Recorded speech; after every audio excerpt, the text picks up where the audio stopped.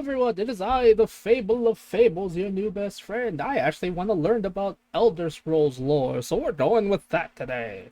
Please enjoy. Hello, Jiub. I wish everyone a very happy new year, and I hope that all of you had a great New Year celebration. I hope 2020 will be a great year for all of us, and also for the Elder Scrolls. Oh, that guys. hurts. I have That hurts. Some hope we'll get something good this year. Oh, sweet But not child, if Elder only Scrolls we 6, knew. unfortunately. If only we knew. That said, what better way to kick off the year than by talking about an often forgotten piece of lore, the story of how Morrowind got rid of most of their annoying cliff racers. This is a story of Saint Jiub the Eradicator. I love learning about Elder Scrolls stuff, honestly. I love Elder Scrolls knowledge. I want to learn about Fallout knowledge. Even though I kind of fucking hate the fact that, that Bethesda, the people that are working on the Fallout show, decided, hey, we hate New Vegas because we didn't make it, so let's just completely screw over. And Tom Howard's just like, I mean, I love it too. No, you don't. Shut the fuck up, Todd Howard. No, you don't. Back in the year Shut up. 427 of the Third Era, the year the Elder Scrolls 3 Morrowind plays in, Morrowind was Yes, I'm plagued really by a mad, alright? fearsome I'm sorry. and, well, just very annoying creature, the Cliff Racer. Many of us who have played Morrowind get terrible flashbacks at this very sound. Good lord. And sometime after the year 427 of the Third Era, there was one man who decided it was just enough, that every last Cliff Racer would need to be eradicated. That man was Saint Jiub the Eradicator. Saint Jiub the Magnificent, Eradicator of the Look at that Wilderness. photo. And today I'm gonna tell you his story. Look how buff Story he is. of It's Saint Jiub the Magnificent hilarious. began somewhere in Morrowind. We don't know exactly how the I love early years it. of his life played It's out, other than hilarious. that at some point he contracted a very bad skooma addiction. In order to then pay for the skooma and to fuel his addiction, he turned towards crime and over time became a freelance assassin that just paid best. He killed people for cash, and the cash he then used to pay for more skooma. However, one day things went completely wrong. He had been ordered to assassinate a high-ranking House Radaron official. However, it turned out that this assassination was a trap for him, as a Moraktong assassin had the same target and called the guards on Jiub after the assassin from the Moraktong had already killed the target, thereby covering his own ass and dumping Jiub in the hands of the guards. Jiub was then arrested and tried for murder and imprisoned. At some point during his imprisonment, he was transported on a small transport ship. How exactly he ended up on that ship or why, we don't know, but in a chance encounter, it just so happened to be the same ship that the Nerevarine, the player character from Morrowind, was being transported on in his way to Morrowind. On this ship, Jiub will be the first NPC that the players will encounter during their Morrowind playthrough, and many people fondly remember his first words, telling you that not even last night's storm could wake you during your dreams. Just like the Nerevarine, he was at some point released out of custody not much later, and Jiub would simply wander around for a bit.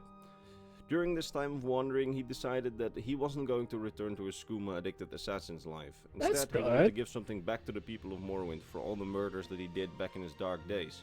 So he decided he would undertake a great mission, something that would truly help the people. He would eradicate every single cliff racer in existence to free the people of Morrowind from this menace.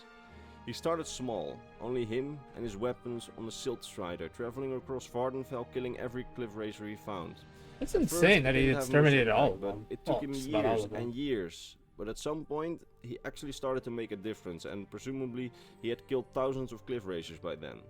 Until one day he was chasing a cliff racer, which led him to a massive colony of cliff racers. The cliff racer had attempted to trap him, and hundreds of cliff racers appeared in the sky to kill Jiub. According to his own autobiography, he then got off his silt strider, told the poor beast to go off, and then stood on the rocks and fought for 2 days straight with the ferocious monsters until only a pile of cliff racer corpses and he himself were left. He then describes blacking out from exhaustion and then waking up in the same chamber where Lord Vivek of the Tribunal resided. He assumed that Vivek wanted to punish him for his reckless actions, but instead he said that Vivek saw something in him and recognized him as saint for eradicating so many cliff racers for the people of Morrowind. After this, he was celebrated a hero by the people of Morrowind and spent several more years eradicating more cliff racers until nearly all of the creatures were dead and the threat of them to the people of Morrowind had been reduced to near zero.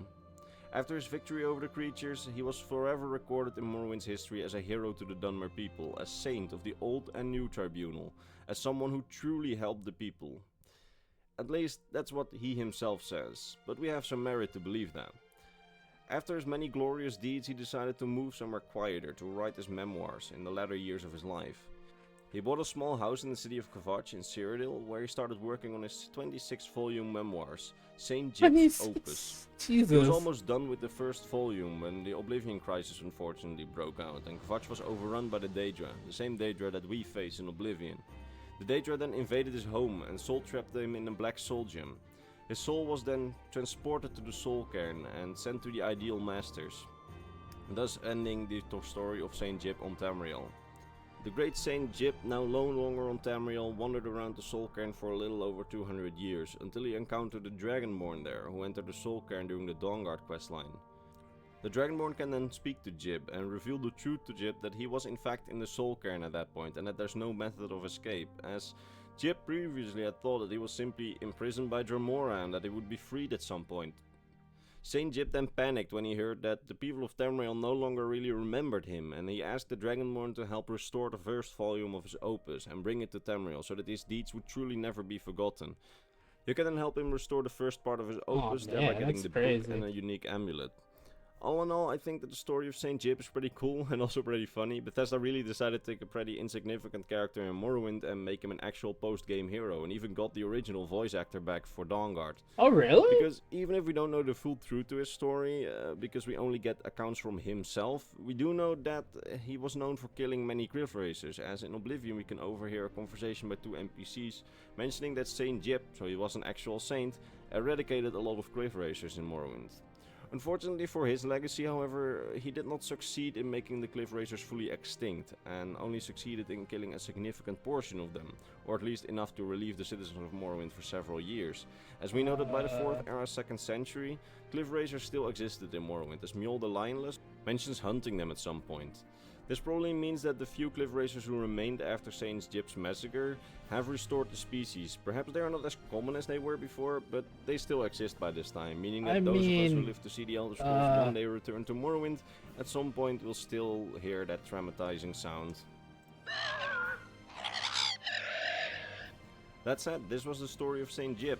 Before I end this video, I wish to thank my top patrons, Mr. Bernardo Binda, Mr. Metalloid1v1, Mr. Christmas, Mr. Gabriel Binda, Mr. Hayden Barnes, and Mr. Para.